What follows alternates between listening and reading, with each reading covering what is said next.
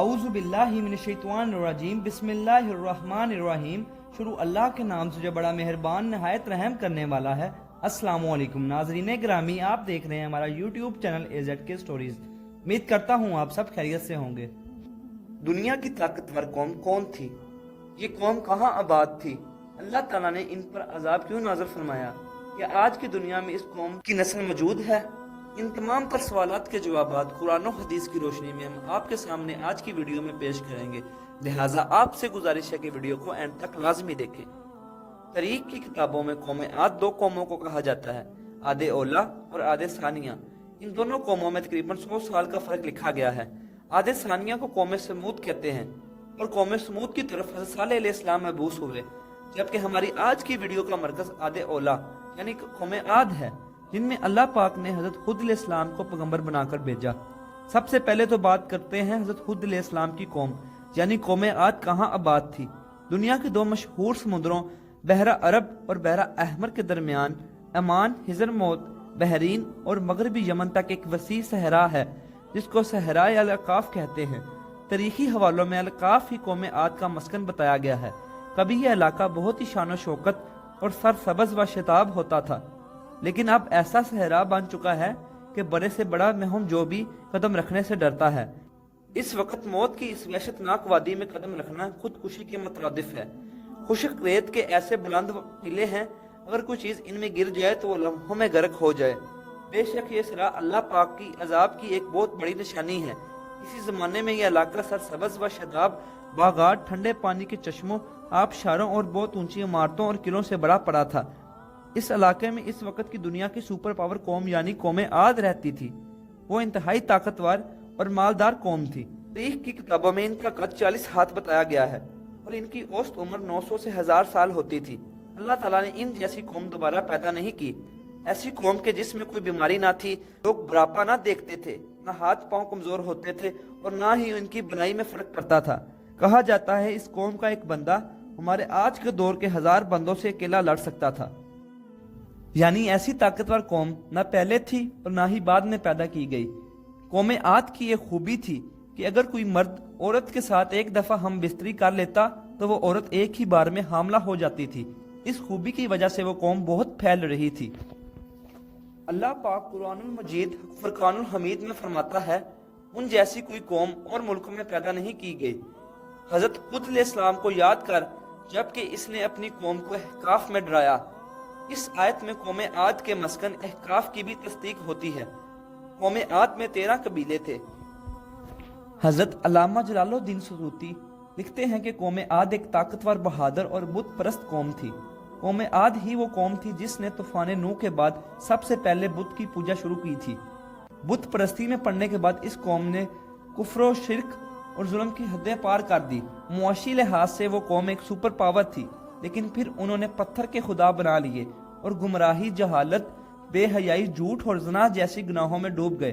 वो लोग जब किसी गैर औरत से जना करते थे तो जना करते करते ही इस औरत को मार देते थे। इन्हीं बदअमालियों की वजह से अल्लाह पाक ने उनमें से अपने नेक बंदे हजरत हुद अलैहिस्सलाम को पैगंबर मबूस फरमाया। अरशाद बारी ताला है, और हमने कौम आद की तरफ इनके भाई हजरत हुद अलैहिस्सलाम को भेजा। उन्होंने कहा, भाइयों अल्लाह ही की इबादत करो, इसके सिवा तुम्हारा कोई मबूद नहीं। क्या तुम डरते नहीं? तो इनकी कौम के सरदार जो काफिर थे कहने लगे, तुम हमें कम अकल नजर आते हो और हम तुम्हें झूठा ख्याल करते हैं। फिर हमने हजरत हुद अलैहिस्सलाम को और जो लोग इनके साथ थे इनको निजात बख्शी, और जिन्होंने हमारी आयात को झुटलाया था इनकी जड़ काट दी और वो ईमान लाने वाले नहीं थे। हजरत हुद अलैहिस्सलाम मुसलसल 50 साल तक अपनी कौम को नसीहत करते रहे, लेकिन इनकी कौम जहालत में ऐसी डूबी थी कि वो अपने पैगंबर की बातों पर कान तक न डरती थी। कौम आद के दो कबाइल कलमान और खिलजान ऐसे थे जिनके पास पूरी कौम की सरदारी और हुक्मरानी थी। जब हजरत हुद अलैहिस्सलाम मबूस हुए तो कलमान कबीले ने आपकी मुखालफत की, लेकिन कबीला खिलजान ने हजरत हुद अलैहिस्सलाम की दावत पर लब्बैक कहते हुए ईमान ले आए और इससे हजरत हुद अलैहिस्सलाम की ताकत में इजाफा हो गया। और जो लोग आपकी जान के दुश्मन बने हुए थे वो सब कबीला खिलजान की वजह से हजरत हुद अलैहिस्सलाम से दूर हो गए। इस कबीले के अलावा कोई भी हजरत हुद अलैहिस्सलाम पर ईमान ना लाया, बल्कि वो सब कौम हजरत हुद अलैहिस्सलाम को झूठा कहकर पुकारते थे। जैसे कुरान की में यूं बयान किया है, हजरत हुद अलैहिस्सलाम ने दुआ की कि ऐ परवरदिगार, उन्होंने मुझे झूठा कहकर बुलाया है, तू मेरी मदद फरमा। अल्लाह ताला ने अपने प्यारे नबी हजरत हुद अलैहिस्सलाम की फरियाद के जवाब में फरमाया, اے ہود علیہ السلام یہ بہت جلد اپنے کیے پر پچھتائیں گے۔ اللہ تعالیٰ نے حضرت ہود علیہ السلام کی دعا قبول فرمائی اور قوم عاد پر عذاب کی ابتدا ہو گئی۔ بادلوں کے فرشتے کو حکم دیا گیا کہ اب بارش نہ برسائی جائے اور ان کے ٹھنڈے میٹھے اور شفاف پانی سے لبریز چشموں اور آبشاروں کو خشک کر دو۔ چنانچہ دیکھتے ہی دیکھتے ان کے سر سبز و شتاب کھیت و کھلیان سوکھنے لگے اور مویشی مرنے لگے، یہاں تک کہ لوگ پینے کے پانی تک اور ترسنے لگے۔ کثیر تعداد میں پیدا ہونے والے پھل اور اناج ناپید ہو گئے۔ پوری قوم خشک سالی کا شکار ہو کر بدحال اور پریشان ہو گئی۔ یہ سلسلہ مسلسل 3 سال تک جاری رہا۔ حضرت ہود علیہ السلام سے اپنی قوم کی یہ پریشانی دیکھی نہ جاتی تھی۔ آپ علیہ السلام بہت افسردہ اور پریشان رہنے لگے، اور پھر ایک دن انہوں نے اپنی قوم سے فرمایا، اے میری قوم کے لوگوں، تم اپنے پالنے والے سے بخشش مانگو، اس کے آگے توبہ استغفار کرو، وہ تم پر آسمان سے موسلا دار بارش برسائے گا اور تمہاری طاقت و قوت میں اضافہ فرمائے گا، اور گناہ گار بن کر روح گردانی نہ کرو۔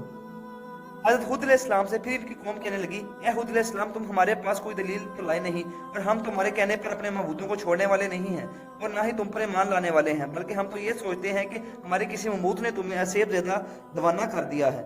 عذاب الہی کے ابتدائی مراحل میں ہی خشک سالی نے قوم عاد کی حالت بدتر کر دی، چنانچہ ان کے سرداروں اور دانشوروں نے ان سے نجات پانے کے لیے مختلف تدابیر پر غور و فکر کرنا شروع کر دیا۔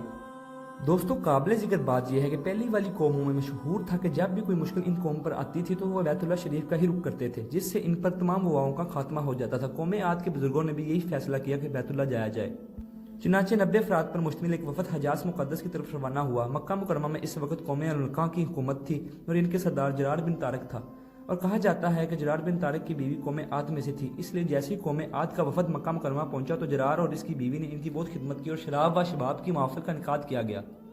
حضرت امام طاری رحمۃ اللہ نے لکھا ہے کہ تقریباً 1 ماہ تک وہ وفد اپنے مقصد سے غافل ہو کر رقص و سرور کی محفلوں میں مشغول رہا۔ پھر ایک دن جرار بن طارق نے اپنی رقاصاؤں اور گانے والیوں کے ذریعے سے اشعار میں ان کو یاد کروایا کہ کس مقصد کے لیے حجاز مقدس میں آئے بیٹھے ہیں۔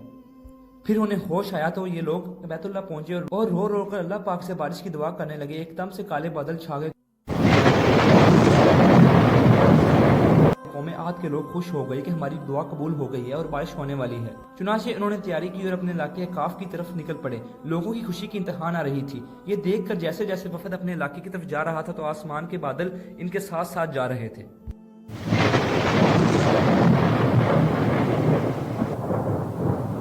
حضرت ہود علیہ السلام نے جب کالے بادل دیکھے تو وہ سمجھ گئے کہ اللہ تعالیٰ کا وعدہ پورا ہونے کا وقت آ گیا ہے، اب یہ لوگ عذاب میں مبتلا ہو جائیں گے۔ لہٰذا انہوں نے ایک بار پھر اپنی قوم کو مخاطب کرتے ہوئے فرمایا، اے میری قوم، یہ اللہ تعالیٰ کا عذاب ہے جو تم پر نازل ہونا چاہتا ہے۔ پھر انہوں نے اللہ تعالیٰ کا فرمان انہیں سنایا، نہیں بلکہ یہ دراصل یہ ابر وہ عذاب ہے جس کی تم جلدی کر رہے تھے، یہ ہوا کا طوفان ہے جس میں دردناک عذاب چلا آ رہا ہے، جو اپنے رب کے حکم سے ہر چیز تباہ کر ڈالے گا۔ مگر ان بادلوں کو دیکھ کر بھی جب قوم عاد نے توبہ نہ کی، حضرت ہود علیہ السلام اپنے ماننے والے ساتھیوں کو لے کر خطیریہ نامی بستی کی طرف ہجرت کر گئے، جہاں پر اللہ نے ان سب کو محفوظ رکھا۔ بس حضرت ہود علیہ السلام کی ہجرت کی دیر تھی تو کالے بادل اور سیاہ ہوتے گئے اور کال طوفان آ گیا۔ قرآن کریم میں ارشاد ہے، اللہ تعالیٰ نے تیز آندھی کا یہ عذاب 7 راتوں اور 8 دنوں تک مسلسل جاری رکھا۔ آندھی نے کسی ایک کو بھی باقی نہ چھوڑا، یہ ہر ایک کے پاس پہنچ گئی۔ غاروں کے اندر، پہاڑوں کی گھاٹیوں اور چوٹیوں، گڑھوں، محلات اور قلعوں کے اندر سب کو فنا کر ڈالا، جہاں تک کہ کاف کا سارا علاقہ صحرا میں بدل گیا اور سارے لوگ اور محلات ریت میں دفن ہو گئے۔ نبی کریم صلی اللہ علیہ وسلم نے فرمایا کہ وہ آندھی جس کے ذریعے قوم عاد ہلاک کی گئی، اللہ تعالیٰ نے ان پر انگوٹھی جتنی جگہ کے مثل ہوا کھولی تھی۔ پس وہ ہوا پہلے دہات میں گئی، وہاں لوگوں، مویشیوں اور مالوں کو اٹھایا اور زمین و آسمان کے درمیان لے گئی۔ حدیث شریف میں آتا ہے کہ اماں عائشہ صدیقہ رضی اللہ تعالیٰ عنہا نے حضور اکرم صلی اللہ علیہ وسلم سے پوچھا، یا رسول اللہ صلی اللہ علیہ وسلم، لوگ تو بادل دیکھ کر خوش ہوتے ہیں یا بارش ہوگی، لیکن آپ کے چہرے پر اس کے برعکس تشویش کے آثار نظر آتے ہیں۔ آپ صلی اللہ علیہ وسلم نے فرمایا، عائشہ، اس بات کی کیا ضمانت ہے کہ اس بادل میں عذاب نہیں ہوگا، جبکہ ایک قوم ہوا کے عذاب سے ہلاک کر دی گئی۔ اس قوم نے بھی بادل دیکھ کر کہا تھا کہ یہ بادل جو ہم پر بارش برسائے گا، اس لیے جب بھی بادل دیکھیں تو یہ دعا کریں، اے اللہ تعالیٰ، میں اس بادل میں چھپے خیر کا طلبگار ہوں، اور جو شر اس میں موجود ہے میں اس سے تیری پناہ مانگتا ہوں۔ اللہ پاک سے دعا ہے کہ وہ ہم پر اپنا کرم اور فضل فرما کر ہمیں اپنے برگزیدہ بندوں میں شامل فرما دے، آمین۔